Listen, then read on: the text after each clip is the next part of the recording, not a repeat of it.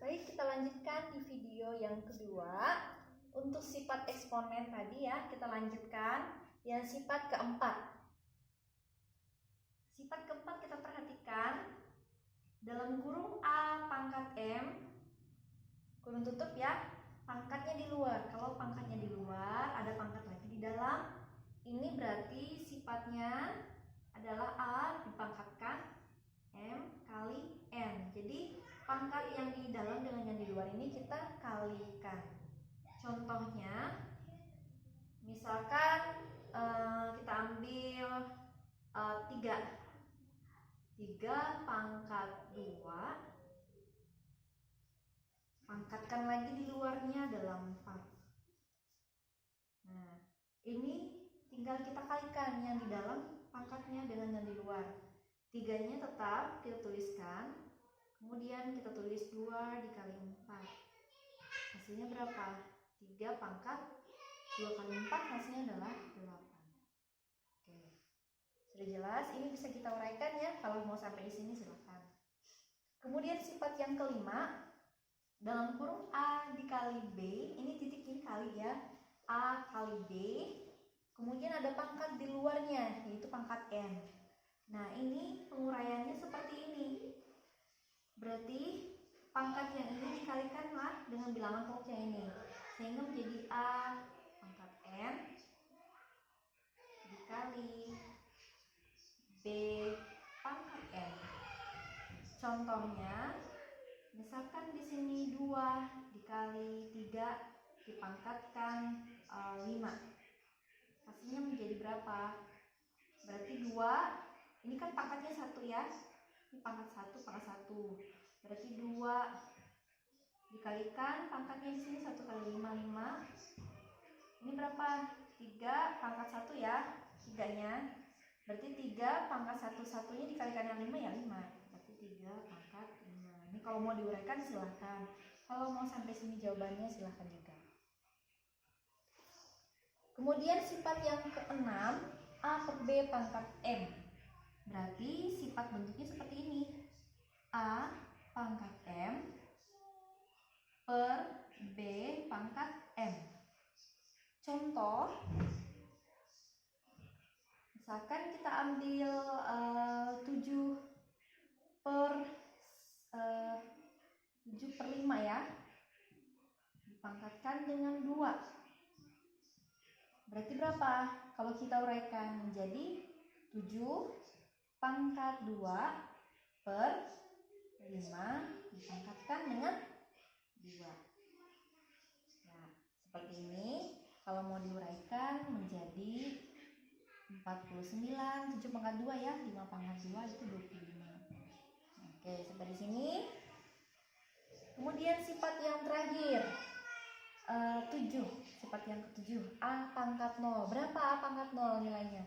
A pangkat 0 itu nilainya adalah 1. Kenapa 1, Bu? Ada penjelasan sebenarnya ya. Kalau kalian bisa cari cara pembuktian dari sifat yang pertama sampai yang ke-7 ada dijelaskan, dicari di Google, silahkan ya. Nah, untuk A pangkat 0 sama dengan 1, ini kenapa? Coba diperhatikan dulu di samping sini ya. A, kalau 0 itu kita ambil misalkan 2 kurang 2 ya. Nah, kalau kurang ini kita kembali ke sifat yang ke berapa tadi, yang pembagian, sifat kedua. Nah, kita gunakan sifat yang kedua. Sifat kedua ini kita ubah menjadi pembagi kan, kalau pangkatnya dikurang, A pangkat 2 per A pangkat 2. Nah, ini kalau dibagikan hasilnya adalah 1. Seperti itu. Sudah jelas ya? A pangkat 2 dibagi A pangkat 2 hasilnya 1. Atau ini kita ganti aja nih, kita ganti ini jadi 3. Ini jadi 3. Ini jadi 3. 3 pangkat 2 berapa? 9. 3 pangkat 2 di bawah 9.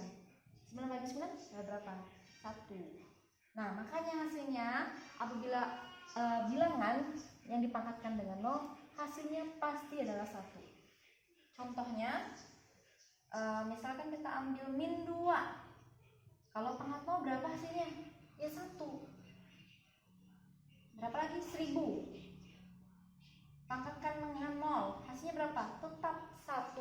Jadi setiap bilangan pokok apapun besaran nilainya, mau dia negatif bilangan pokoknya, mau dia positif, mau angka bilangan pokoknya besar atau kecil nilainya, pasti kalau dipangkatkan dengan 0 itu selalu hasilnya adalah 1.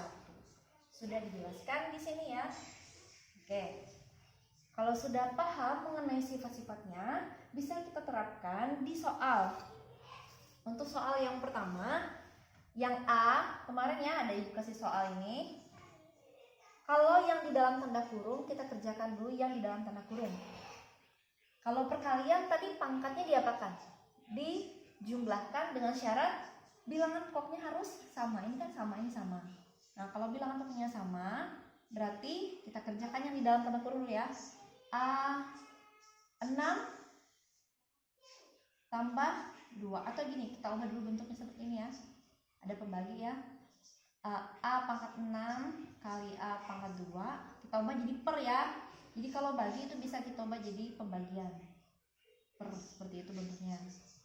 Nah, A pangkat 6 kali A pangkat 2, pangkatnya dijumlahkan aja. 6 tambah 2, langsung ya ibu tulis di sini 8 per A pangkat 3. Nah, kalau ini sudah, tinggal kita bagi. Kenapa dibagi bu? Karena bilangan pokoknya sama. Kalau bilangan pokoknya sama tadi untuk pembagian pangkatnya adalah dikurang. Berarti A pangkat 8 dikurang 3, hasilnya adalah A pangkat 5. Sudah sederhana belum?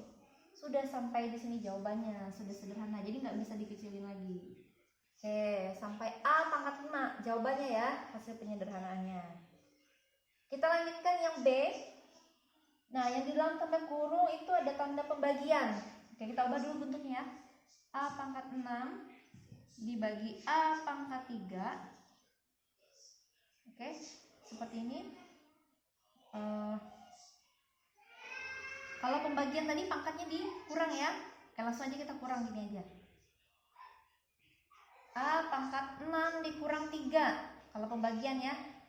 A pangkat 6 per A pangkat 3 dibagi A pangkat 2. Nah, kita boleh ubah bentuknya seperti ini dulu. Atau langsung bisa ya. A pangkat 6 dibagi A pangkat 3. Ingat kalau bagi pangkatnya dikurang. Berarti hasilnya adalah A pangkat 3 dibagi A pangkat 2. Ternyata ini masih bisa dilanjutkan lagi. Berarti A pangkat 3 per A pangkat 2. Boleh kalau kita mau ubah seperti ini dulu ya. Berarti hasilnya adalah sama dengan A pangkat 3 dikurang 2. Kalau bagi tadi pangkatnya dikurang, hasilnya adalah 1.